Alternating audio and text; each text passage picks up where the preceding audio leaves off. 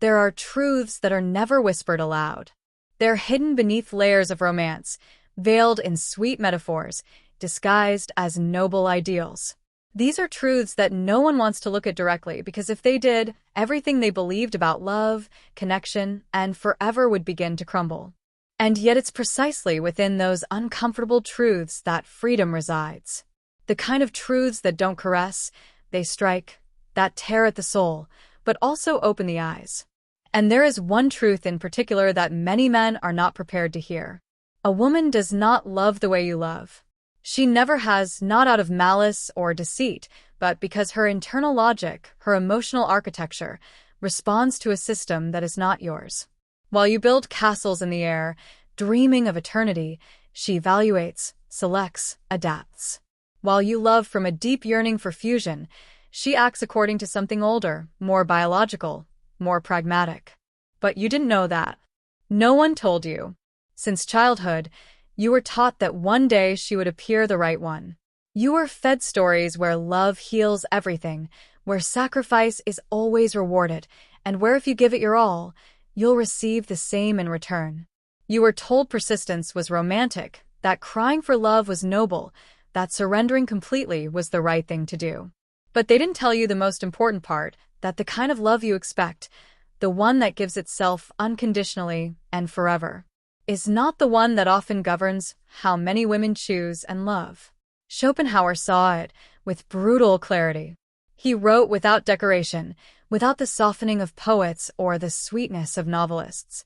What the world calls romantic love is, for the most part, a mirage, a social construction that dulls the man, distracts him from his essence, domesticates him with the promise of a soulmate that may, in truth, be nothing more than a biological mechanism disguised as emotional destiny.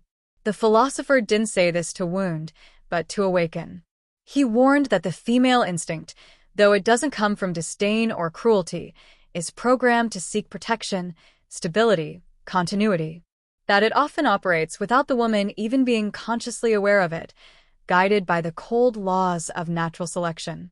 And that if a man doesn't understand this, if he keeps operating under the illusion that both genders love the same way, he will destroy himself. Not because of her, but because he keeps expecting from her something she was never meant to provide. You didn't know. That's why you gave everything. Your focus, your vital energy, your time, your vulnerability, believing that what you offered would be returned with the same depth. And when it wasn't, when you felt her grow cold, distant, disappear without clear explanation, the pain was unbearable, not just because you lost a person, but because the fantasy that had been holding you together suddenly collapsed, and it is precisely there in the heart of that void that this path begins. Because if you're reading this, if you've felt that silent betrayal, if you've tasted the bitterness of giving everything and receiving only silence, then maybe you're ready. Ready to stop idealizing. Ready to start seeing. Not from resentment, but from clarity. When the illusion finally breaks, what remains isn't just pain, it's confusion. Because you don't understand what happened. You thought you had done everything right. You were present, loyal, devoted. You gave her all you had, without reservation. And yet she left, or changed, or replaced you without a clear explanation. And there, in that gap between what you believed and what actually occurred, the true fracture begins. It wasn't her departure that shattered you. It was realizing she had never been in the same story you were writing. Schopenhauer explained it without filters. To him, the love a man idealizes is a mirage that diverts him from his purpose, keeping him entangled in a narrative that was never his to begin with. From his perspective, what you interpret as eternal love may well be, from the other side, an efficient biological strategy, a mechanism that selects, evaluates, and discards when it no longer serves its function. You thought the two of you were building something together, but she, often without consciously realizing it, was responding to her survival impulse. While you dreamed of soul-deep union, she was assessing your capacity to offer emotional, economic, and genetic stability. Not out of malice, not out of superficiality, but because of hardwired biological programming. And that, though it stings, doesn't make her less valuable. It makes her fundamentally different. The problem isn't her. The problem is your ignorance of that structural difference. While you expect love to be a sacred, unchanging promise, she may be seeing a temporary opportunity. While you believe that your full-hearted devotion guarantees permanence, her instinct tells her she must continually evaluate whether you remain the optimal choice, not from the romantic heart, but from the cold, primal logic of survival. And when you no longer are, when her unconscious perception senses that someone else might offer greater status, security, strength, or resources, her desire fades. No drama, no warning, no explanation. It simply vanishes. What you felt was a sacred bond becomes to her a completed cycle. And you, who still believed love was eternal, are left in ruins asking, where did I go wrong? But you didn't go wrong. 709. You simply entered the wrong game, using rules you didn't know existed. You stepped onto an emotional battlefield, thinking you were in a spiritual partnership, when in reality, you were unknowingly participating in natural selection. That doesn't make you weak. It doesn't make you foolish. It makes you human, deeply human, idealistic to the point of blindness. And this is the moment where many men break beyond repair. They become bitter, resentful, hardened. They think the only option is to hate women or withdraw from emotional connection entirely. But Schopenhauer didn't propose that. He never asked you to stop loving. He asked you to start seeing, to stop idealizing, to realize that what you call love might not have the same meaning from the other side. And once you see that, there's no going back. The veil falls, and with it, the entire narrative that kept you on your knees. When everything collapses and she leaves, whether physically or emotionally, you don't know how to respond.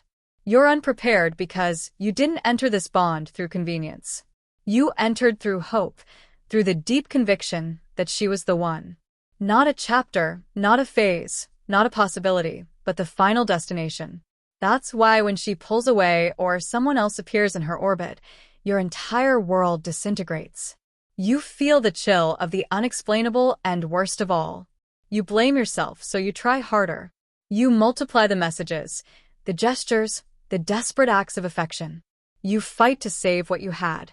But there's nothing left to save because what you felt was a spiritual connection was, from her perspective and from Schopenhauer's cold lens, a functional bond that either fulfilled its purpose or was replaced by something more advantageous. And here comes the most devastating confusion. She doesn't hate you. She may not even have a clear reason. She's simply disconnected. Not out of cruelty, not by design, but because her instinct told her to. Because she no longer perceived in you the same promise of safety or progress. Because even without rational awareness, her nature functions like a radar that's always scanning, and when it detects someone with greater status, resources, symbolic strength, or future potential, her attraction shifts. You don't understand how this is possible, how someone can say she loves you one day and behave like a stranger the next. But that's because you still see love as a straight line, something that once born can only grow. You don't realize that for her, that line is dynamic, flexible, dictated by factors you can't control and often can't even perceive. So in your desperation, you crawl, you cry, you beg. You become a shadow of who you were, trying to revive something that no longer exists. You humiliate yourself because you believe your love can reignite her interest. But the more you lower yourself, the more you vanish, the less she sees you. Because she doesn't respond to your pain, she responds to your position. And when that position becomes needy, submissive, desperate, it no longer holds the value her instinct seeks. And in that quiet, invisible process, you lose more than a woman. You lose your center. Your dignity evaporates. Your direction collapses because everything had been anchored in her. Your purpose, your motivation, your emotional identity. And when she's gone, you no longer know who you are without that story. That's when the real fall begins. Not with the breakup, but with the realization that you abandoned yourself inside that relationship. And the most bitter part is that you can't even hate her because, deep down, you know she didn't write the false narrative. You did. You projected it. You dreamed it. And now pain teaches you, with ruthless clarity, that the price of idealizing without understanding is losing yourself in a story that was never real. That moment of collapse isn't just about heartbreak. It's an existential implosion. Because it's not only her that leaves. Your entire sense of purpose, which you had tied to her presence, vanishes with her. The future you envisioned crumbles, the illusion you nurtured through every silent sacrifice. Every small surrender of self evaporates. And what's left is emptiness and ruins, an identity shattered not by betrayal, but by the choice to pour your soul into something that only ever needed a function. By expecting permanence in a system designed by biology to be adaptive, temporary, utilitarian. Schopenhauer didn't say this to break you. He said it to wake you. Because as long as you believe your devotion guarantees eternal love, you'll be destroyed by a logic that was never yours. Many men never recover.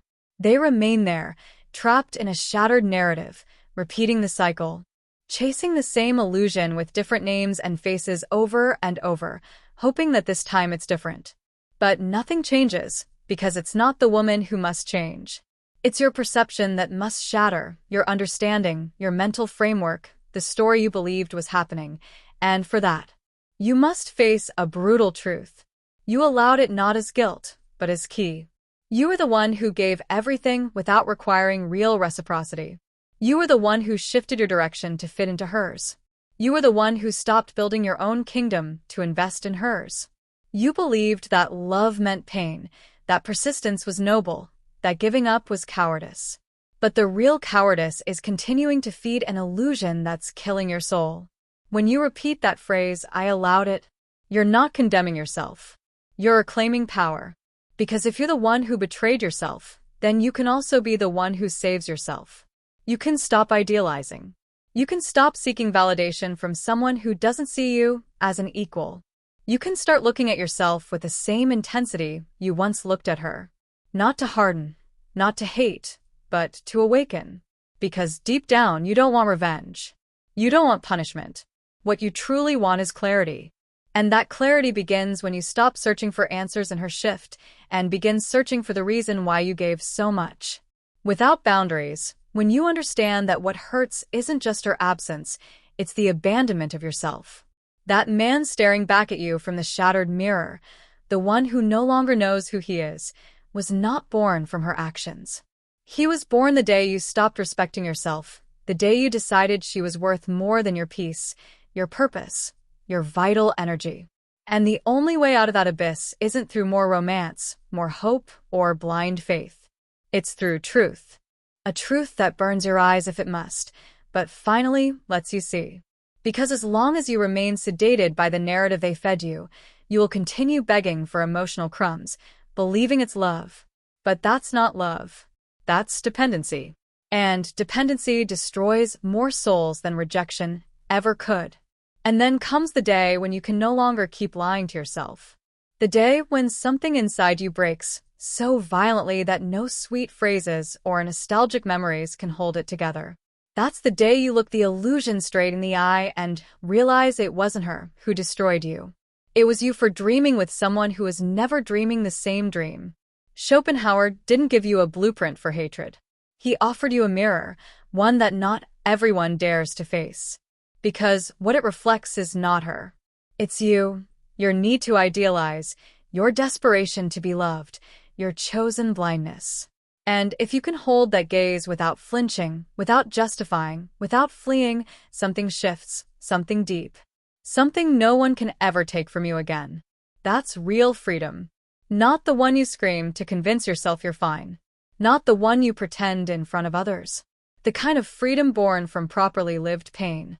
The kind that emerges when you accept that your worth is not defined by whether or not she chooses you, loves you, or validates you. That your purpose cannot depend on someone else's fluctuating desire, because you didn't come into this world to orbit her. You came to build your own center, your own kingdom. And if a woman walks beside you on that path, let it be out of mutual respect, shared vision, and awareness. Not because you need her to save you from yourself. The difference is everything. When you stop idealizing, you stop begging. You stop shrinking yourself to fit. You stop negotiating with your essence just to be accepted. And finally, You reclaim something you had given away without realizing your vital energy, your presence, your clean, undiluted masculinity, your purpose free from need. And that transformation doesn't require vengeance. It doesn't require resentment. It requires truth. The kind of truth that tells you that you are not here to be loved as a fantasy, but to be respected for who you truly are. And if that doesn't happen, if they don't see you, if they don't value you, then you must have the courage to walk away. Not from anger, but from dignity. Because you are not a stepping stone. You are not a phase. You are not a resource. You are an end in yourself. A man who walks firmly, even if he walks alone. One who would rather stand in the silence of his truth than stay in the golden prison of an illusion. And that choice, though painful at first, is the line that separates the conscious man from the emotional child who still hopes to be loved like in fairy tales. Illusion doesn't die on its own. It dies when you choose to let it go. When you name it, understand it, release it, and then your true self emerges. Not the one who chased validation, not the one who gave blindly, but the one who will never again sacrifice his soul for a story written by someone else. Now you know. And with that knowing, you can't go back. You can't keep believing what you've already seen collapse. You can't betray yourself by chasing a fantasy that has already shown you its teeth. Love is not your enemy. Women are not your enemy. The true enemy was the lie you were told and chose to believe. But not anymore. Because now you walk with open eyes, a straight spine, and an intact soul, not to hate, but to never again abandon yourself. And that is the true victory.